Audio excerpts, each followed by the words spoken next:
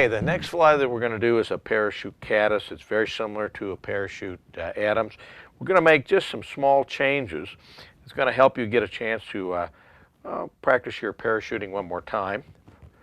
Again, we're going to use the calf tail that we used before. I've actually dropped down a size, and we're doing a little bit smaller one. Now we have the white calf tail. We're going to start off again going halfway down the shank, except we don't have any tail here because caddis don't have a tail. And we're going to then tie the wing in, and we're going to go halfway up, so essentially 3/4 of the way up the shank. And then we're going to tie it in. Go to the back and trim. I'm going to cover that all up. And now we're going to wrap around the wing, just like this, like we did before. Again, notice the way that we're doing the bobbin. We're pushing it forward, sliding it over, and moving up the wing. Now this is a fly that you can definitely use other material on for a post. Again, we like the calf tail. Now you can make this wing shorter. What you don't want to do is to make it shorter, go and trim it. We can proceed forward with putting a body on. This will go pretty fast. We're going to do some dubbing. We're going to do a brown one this time, or we could do an olive. It's kind of up to you, but we'll do a little bit of the brown. We're going to get some antron here, and again we can put some wax on. If you have got a little bit more daring and put a little moisture on your hands, you might be able to do it without the wax. Wax will be helpful. I'm going to build this body up, kind of a tannish brown, which is pretty common color for caddis. And right now what we're going to do is get some turkey. Look at this. Woo. Nice mottled turkey, which has always been a great color for tying caddis. Now what we're going to do is get a small piece of this, as you can see, just about, again, the gape size. And what we're going to do is kind of shape this like this. And we're going to cut kind of a little triangle out of it. Like that. Now a look here, and that could be, it may have just be a little wide, so we're going to cut it down on both sides just a little bit. There we go. Now we're going to get it so that it just goes over the top. Now we're going to kind of fold it over like this. See how it kind of folds over? Now what I've done with this is I've sprayed it or put a little cement on it. I'm going to lay it right up on top so it folds over. I'm going to show you a different view of this so you can see it. There we go. Folds over the top. You can see the kind of the tent wing. Now I'm going to just trim it just a little bit. We'll get the tent wing design. Pull it up a little bit, kind of manipulate it around. Just like that. I think we can probably just shorten it up a little bit. And try what you get better at this the more you do it. Then you'll have it done when you put it on there. There we go. The tent wing design. We've got our parachute. We're going to come back and really work that over a little bit more in just a minute. Go back to our brown dubbing. Here we go with the dubbing. Now this antron can be a little tough to work with. The more you play with it, the better you will by dubbing it. Now, one of the tendencies is putting too much on when you first dub. I want you to look at that. That's about 1 inch.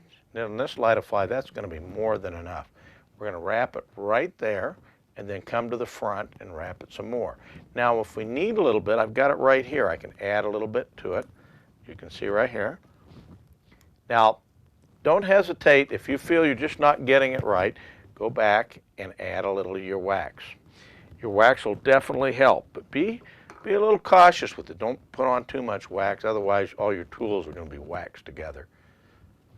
Okay, you can see it sticks a little better that way. Let's see if we need to build that up just a little bit more. There we go.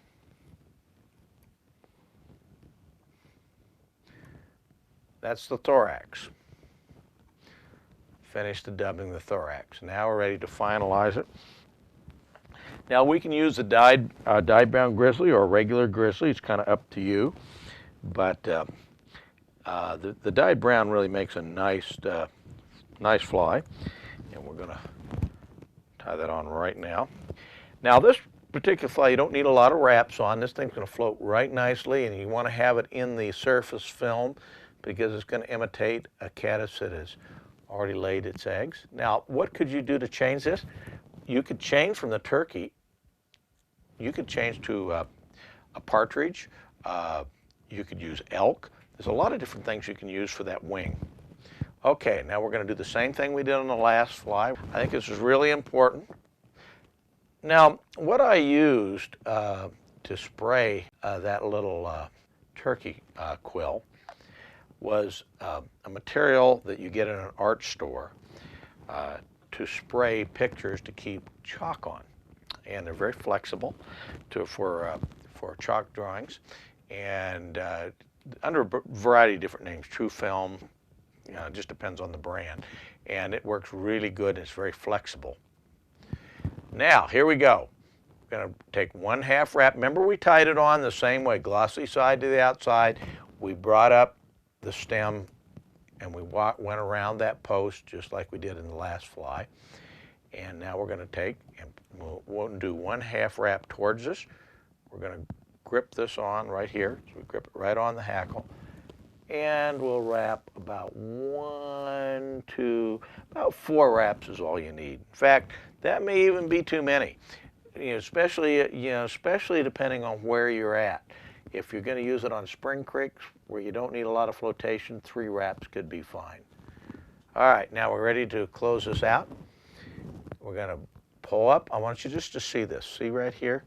We're going to take and we're going to switch hands and tie it in. Now let's go back and look at this for just a second. Just like in the other one. Now, if you wrap the bobbin over, take it with the other hands, pull it up just like this, and slide under.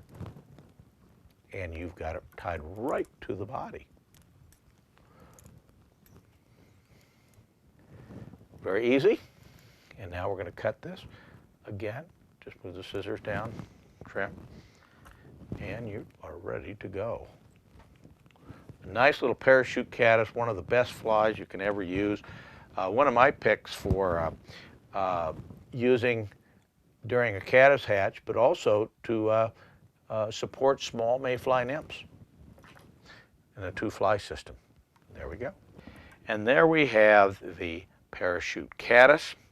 Now that you've mastered the art of parachuting, how about let's go to one of the most popular nymphs, in fact, could be even more popular nowadays than the pheasant tail.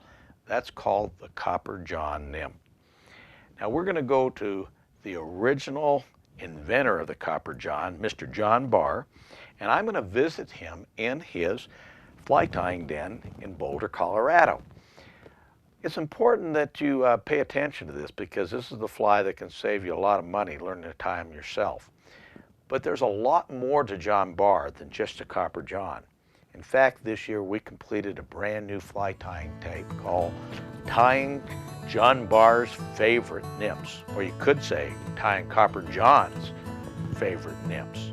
And Cabela's has it, and a material kit to go along with it, and you can tie one of America's great fly tiers, nymphs, and besides